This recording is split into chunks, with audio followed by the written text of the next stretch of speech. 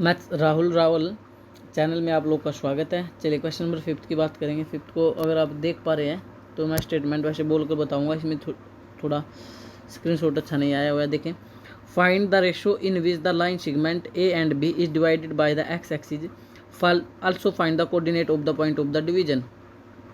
आप लोग को सिंपल क्या चीज़ें पूछी गई है, फाइंड द रेशो, एक तो रेशो निकालनी है सर, फाइंड द रेशो, एक तो रेशो निकालना है, और इसने बोला also coordinate of the point of the division, जो ये डिवीजन पॉइंट कर रहा है, जो डिवाइड कर रहा है कोऑर्डिनेट को, उसके आपको कोऑर्डिनेट भी निकालने हैं, आपको उसके कोऑर्डिनेट भी निकालने हैं। इस प्रकार के क्वेश्चन में क्या करना होता है, सिंपल से आप एक चीज़ देखिए, जब आप लोगों को सिंपल याद रखना, रेशो भी पूछ ले और उसके डिवीजन पॉइंट और उसके कोऑर्डिनेट भी पूछ ले, उस पॉइंट के जिसने रेशियो बनाया था उसके आप लोगों को क्या पूछ ले, कोऑर्डिनेट भी पूछ ले, यानी दो चीज़ें पूछ ले क्वेश्चन में, कोऑर्डिनेट भी पूछ ले और रेशियो भी पूछ ले। तो आपको हमेशा ही क्या करना है, लाइन सेगमेंट तो दे रखा है ए एंड बी, ए की वैल्यू हमें गिवन है क्वेश्चन में, सर कितनी आप देख पा रहे हो, 1 और -5, और बी की वैल्यू, बी भी हमें गिवन है -4 और 5, -4 और 5, बी भी हमें गिवन है, ए हमें गिवन है, ए एंड बी तो हमें गिवन ही है, ए 1 - 5, बी -4 और 5।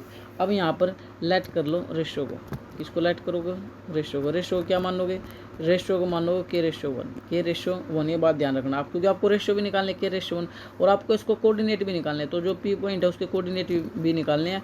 और ये जो था ये किससे डिवाइड हो रहा था, अगर आप देख पाए तो इसने बोला था x axis divided by the x axis, find the ratio the line segment a and b is divided by x axis। ये जो p कोऑर्डिनेट था ये x axis से डिवाइड है, x axis का मतलब क्या होगा, p, x और 0, x और 0, ये x axis से अगर डिवाइड है तो आपका होगा x और 0, अगर ये y axis से डिवाइड होता है तो इसके कोऑर्डिनेट होते हैं 0 y।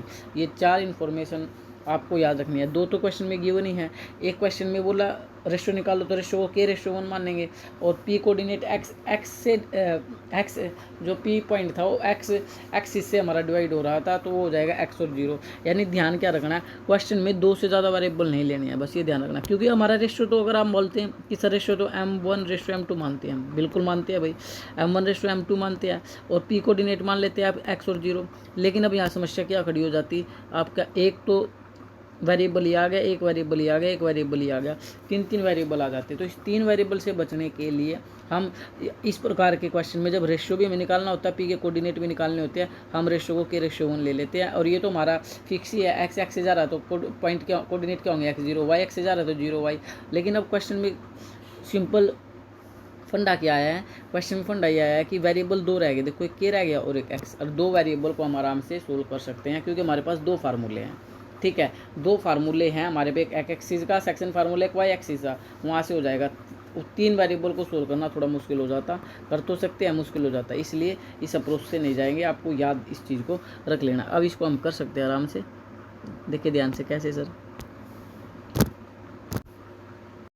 चलिए भाई, अब सेक्शन फार्मूला का है, सेक्शन फार्मूला एक्स क्या होता है, m1 x2 plus m2 x1 upon में m1 प्लस m2, तो वैल्यू रख दो सर। m1 कितना है ये तो अब आप जानते होंगे, आपको बताइए m1 होता है और ये हमारा m2 होता है। मैं लिख देता हूँ ताकि आप कन्फ्यूजिंग बिल्कुल ना रहे इस चीज़ के बारे में। m1 होता है, ये m2 होता है, ठीक है, ये x1 होता है सर, ये y1 होता है, ये x2 होता है, ये y2 होता है, और इसके कोऑर्डिनेट x और y होते हैं। ये मैं पहले की वीडियो में डिस्कस कर चुका हूँ, अब सिर्फ नकल मार के लिखना है। f1 कितना है सर k, x2 कितना है, x2 है -4 प्लस m2 कितना है, m2 है 1, ये रहा m2 कितना है 1, m2 है sir 1 into m2 into x1 कितना है 1 अपॉन मेरे शो का सम m1 प्लस m2 को माना था k+1, इसको सोडा सोल्व करेंगे तो -4k, 1 जब 1 और अपॉन में k+1। ये क्वेश्चन फर्स्ट आपकी आ जाएगी, क्योंकि क्वेश्चन के अंदर 2 वेरिएबल आ चुके हैं सर। कैसे, एक x = चल रहा था ना यहाँ, तो ये x की तो वैल्यू है, एक x आ गया और एक क्वेश्चन में वेरिएबल आ गया k, तो आगे सोल्व नहीं कर पाओगे। अब फिर दोबारा करते हैं, 1 - 5, a की वैल्यू को मैं एक बार लिख लेता हूँ, -1 5, b की वैल्यू, b की क्या आई थी आप लोगों की, b की है -4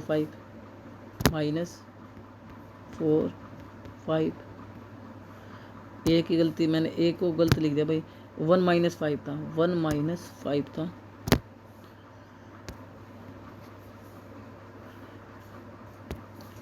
ये था 1-5, ठीक है, ये था 1-5। रेशियो तो आपको पता ही है, रेशियो आर लिख देता हूँ, k/1, और पी के कोऑर्डिनेट भी आप जानते थे क्या थे, x और 0। अब y निकाल लो यहाँ से, y निकालने का फार्मूला वही है m1 y2 प्लस में m2 y1 अपॉन में m1 प्लस में m2। तो रखो m1 कितना है सर, m1 तो x है, x है k है सर, k है, m1 क्या है, k है, और y2 कितना है, y2 5 है, प्लस m2 क्या है, m2 1 है, m2 कितना है, 1 है, m2 हो गया 1, और y1 कितना है, -5 अपॉन में रेशियो का सम m1 प्लस m2 क्या, k/1 यानी k+1, और y पर ध्यान देंगे, y की वैल्यू क्या है सर, 0, y क्या है 0, क्योंकि तो हमारा x और y होता है ना, तो y क्या है 0, तो y की जगह यहाँ क्या रख सकते हैं 0। इसको सोल्व करेंगे, 5 के कैसे करूँगा, 5 के प्लस माइनस 5 1 5 अपॉन में आ गया k+1। इधर भी फ्रैक्शन है तो इधर भी फ्रैक्शन बना लूँ। जब क्रॉस मल्टीपल करूँगा 0 किससे करूँगा, रिश किससे करूँगा, तो आपका 0 की कोमा यहाँ पे 0 की जब इससे k1 से करूँगा तो ये पूरा 0 हो जाएगा, और 1 की जब 5 के -5 से करूँगा सेम आएगा। तो ये माइनस का ये आपका आ चुका है 5 के -5 = 0।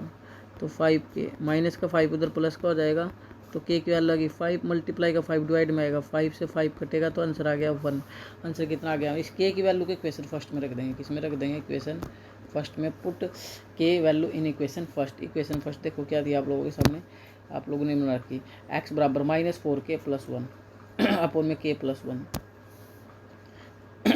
माइनस x बराबर -4k + 1, x बराबर है -4k + 1 अपॉन में k+1, ये बनाई थी भाई।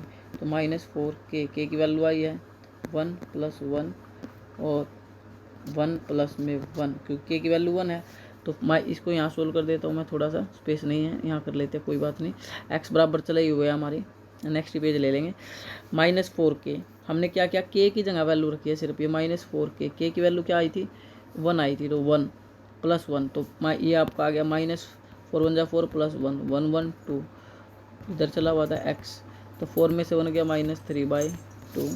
तो आपसे रेशियो मांगा था, रेशियो बोला था आपने k/1, k की वैल्यू आई थी 1 1/1, और p के कोऑर्डिनेट थे x और 0, तो x आया -3/2 इंटू में 0 -3/2 और 0, तो आपके दोनों से निकल गया, रेशियो भी और कोऑर्डिनेट भी।